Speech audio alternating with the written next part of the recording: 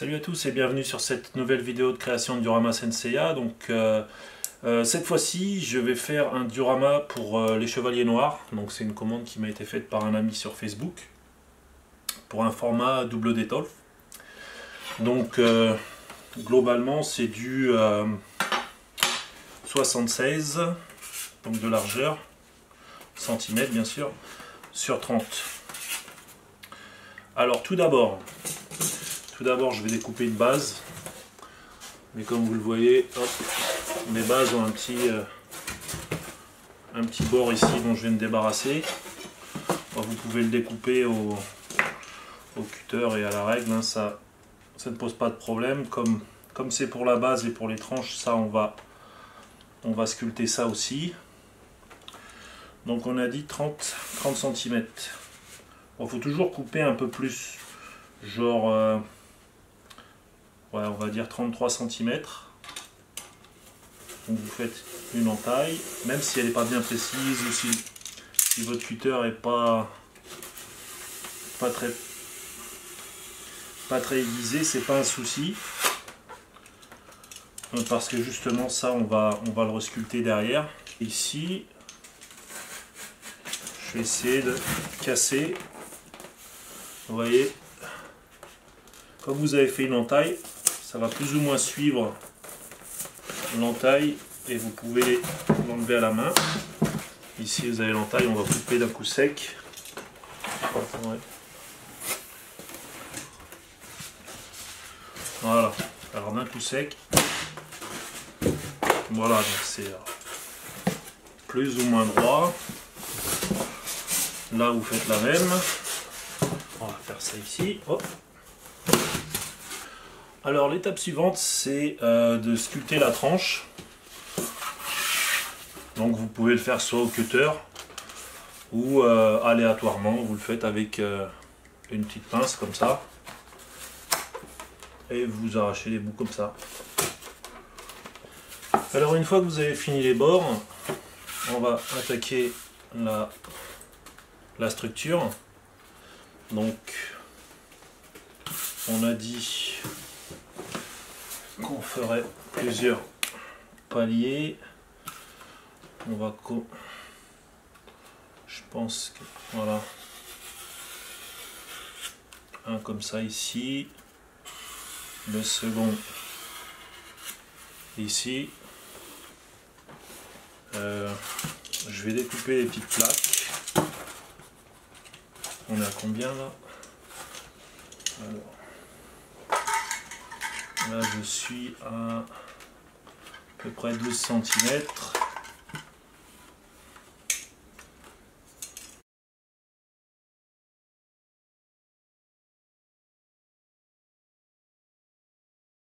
Donc voilà, plus ou moins la structure. Peut-être en rajouter un petit bout par là. Ou ça peut être pas mal aussi ici. Ouais, je vais rajouter quelques bouts de poli. Alors une fois que vous avez une petite idée de la structure, vous prenez de la colle à bois.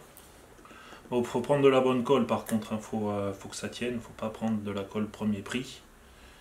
Et vous commencez à assembler les morceaux de poli. Bon, faut y aller aussi, hein, faut pas mettre juste un point de colle parce que après ça risque de pas tenir. Donc pour être sûr que ça tienne, on met des cure-dents. Voilà, bon, 2 ça devrait suffire.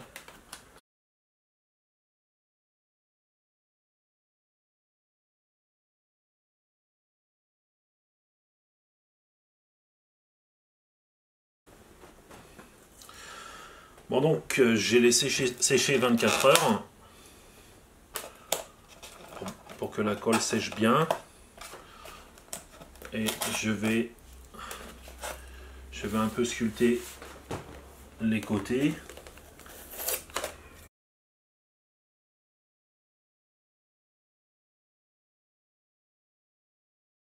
Alors une fois que vous avez récupéré toutes les chutes de polystyrène, vous allez prendre de la colle à bois premier prix, de la PVA. colle plastique. Après vous pouvez, en fait c'est pour les placer sur les endroits où vous avez besoin de combler un peu les inégalités. Donc après vous pouvez les coller une à une, mais ça prendrait trop de temps et c'est pas dit que ça adhère bien. Attendez, j'ai un peu de... Voilà. Vous mélangez.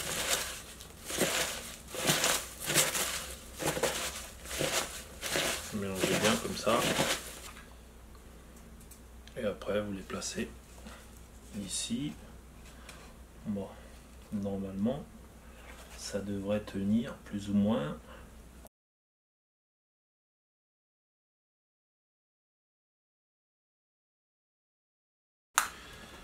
Alors nous voilà après 24 heures de séchage. Donc la prochaine étape sera de positionner les LED. Ouais, donc on est bon. Elle fonctionne. Donc l'idée c'est de faire une sorte de coulée de lave. Peut-être mettre un petit coup de chatterton.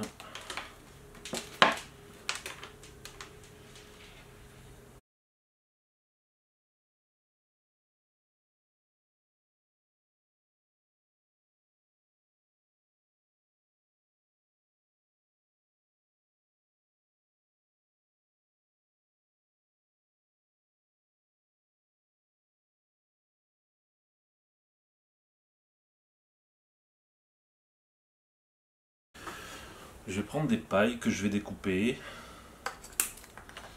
pour faire un marquage. Donc ouais, au moins 5 cm.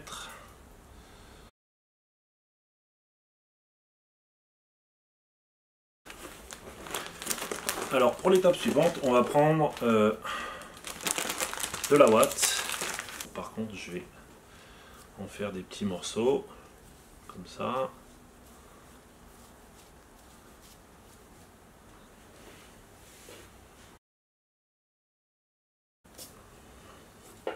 Ensuite, vous prenez cette colle bon marché. Hop, j'avais un pot ouvert ici. Et après, hop, vous appliquez ici et là. Plus ou moins comme ça. Ici. Bon, prenez votre temps, hein, de toute façon. Il faut faire ça assez bien.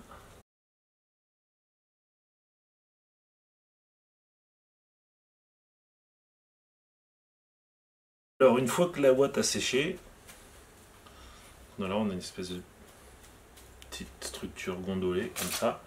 On va appliquer un mélange de sable, colle et acrylique. Et voilà, et vous appliquez sur le décor.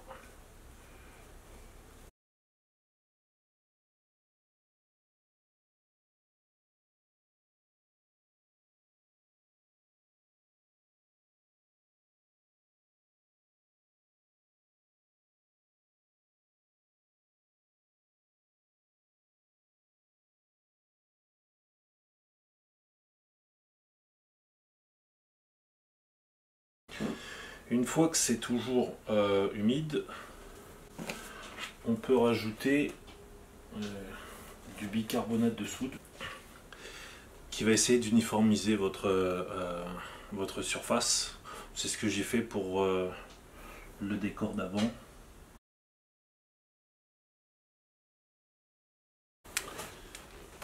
Alors l'étape suivante va consister à retirer l'excédent de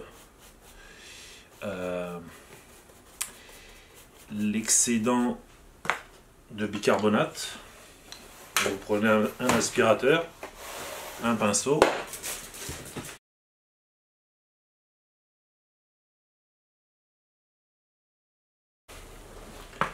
Alors une fois que vous avez nettoyé le bicarbonate avec le pinceau, on va appliquer une première couche de gesso, donc dilué avec de l'eau, hein.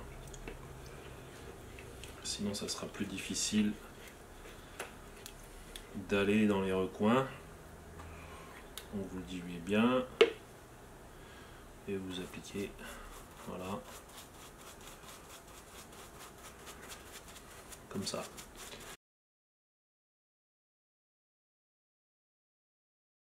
Alors on va procéder au fond du décor, donc qui sera en format double détole.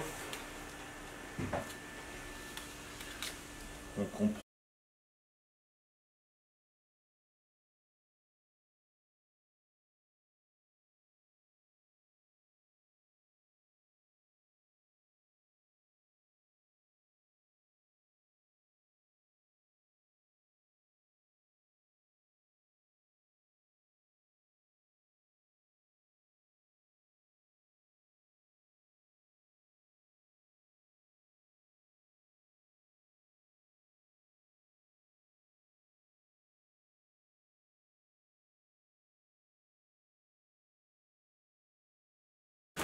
Alors pour la fausse lune, on va prendre un petit bol, prenez une plaque de d'éperon. Voilà, normalement on a juste le diamètre qu'il faut. Vous appuyez pour faire une marque. Appuyez bien, hein. Comme ça, elle se trace. Voilà, on est pas mal.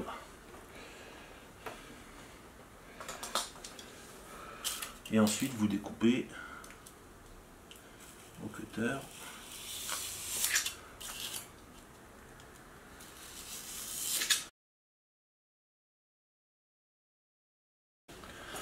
Alors, vous prenez du papier de verre, un grain fin. On va prendre un petit. Et vous passez délicatement comme ça.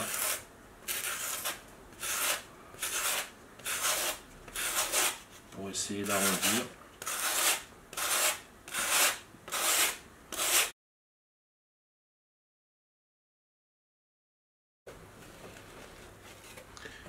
Alors là j'ai mon mélange qui est à moitié séché. Donc j'ai décidé de finalement je vais l'utiliser, voire essayer de poncer dessus et laisser une forme de dépôt pour ajuster la lune. Alors on prépare encore un mélange, sable, colle, hop, acrylique noir.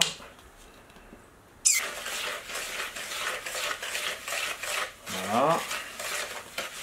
Je vais étaler. Je ne vais pas complètement l'étaler pour essayer de laisser un effet de relief.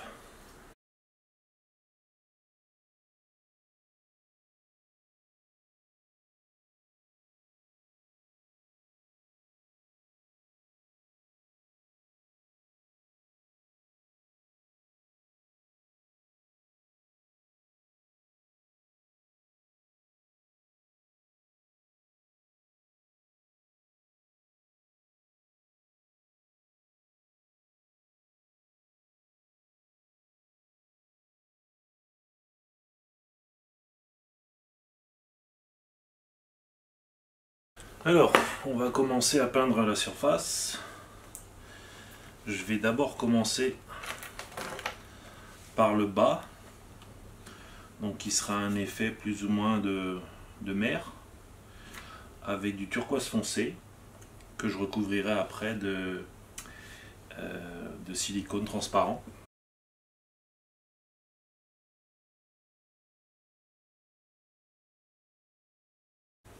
Donc la couleur suivante, c'est terre d'ombre naturelle.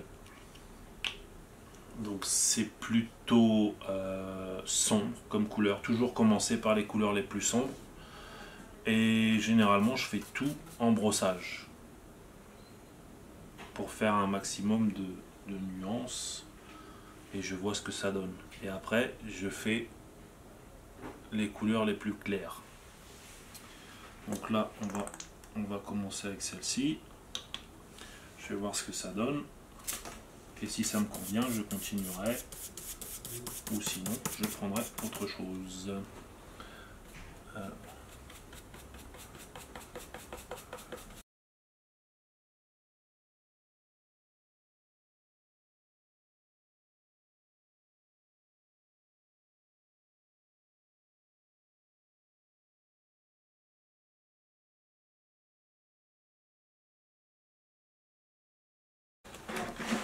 Je vais juste faire un essai sur la planète / lune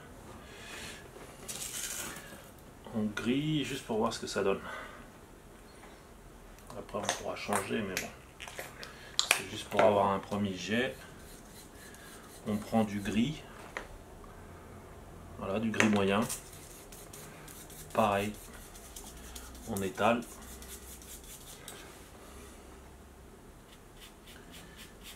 Et on brosse.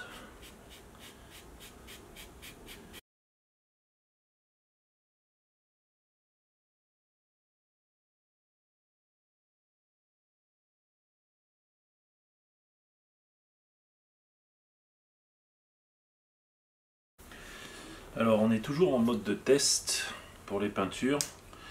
Là je vais essayer de faire le ciel un petit peu. Je vais faire une petite couche de rouge que j'éclaircirai par la suite. Toujours en brossage.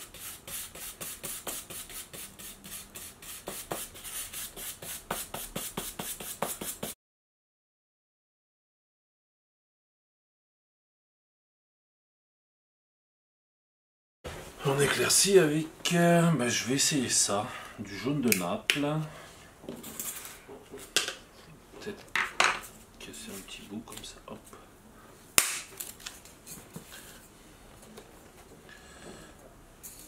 Prendre un petit coup de rouge, je vais déjà essayer de mélanger ces deux-là. Voir ce que ça donne.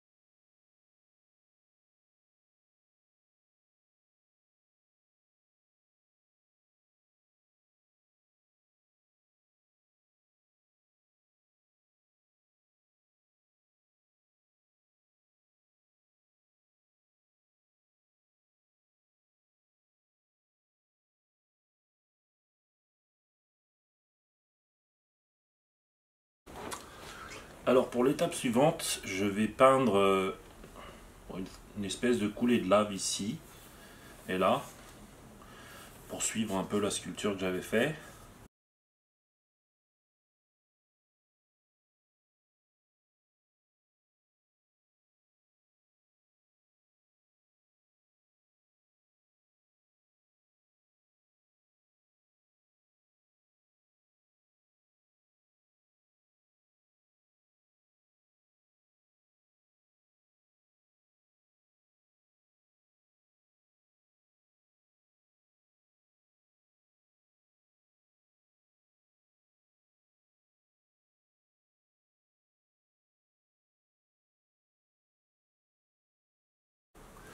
Donc la partie relativement importante, ça va être le silicone. Là, bon, j'ai la buse, il a dû sécher.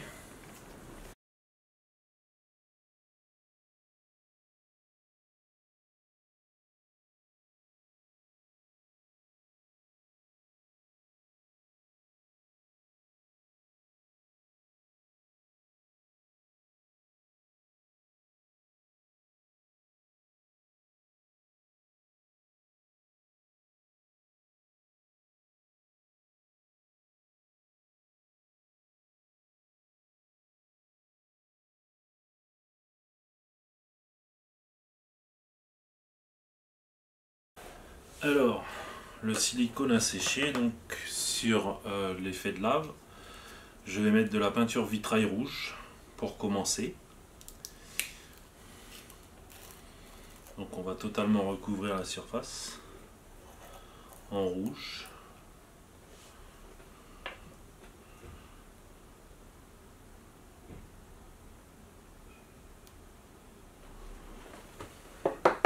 On va essayer de faire ça délicatement.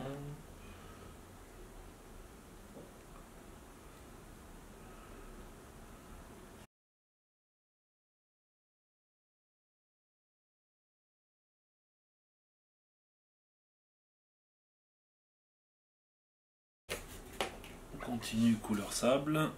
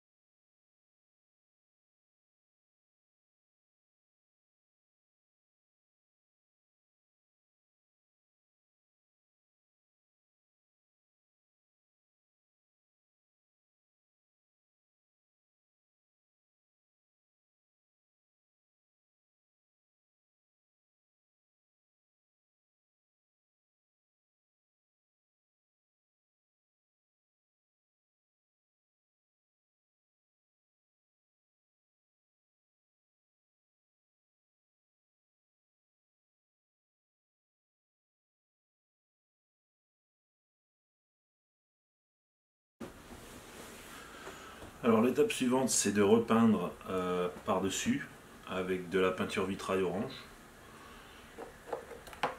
Parce que là on voit encore un peu les points ici et là.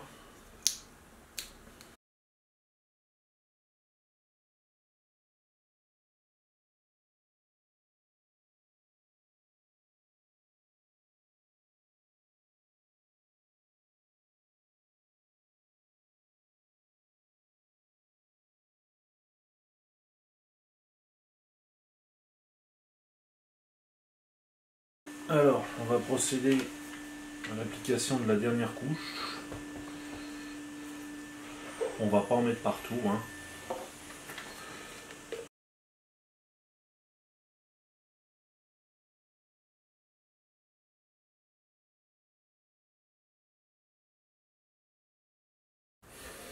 Alors dernière couche en vitrail jaune.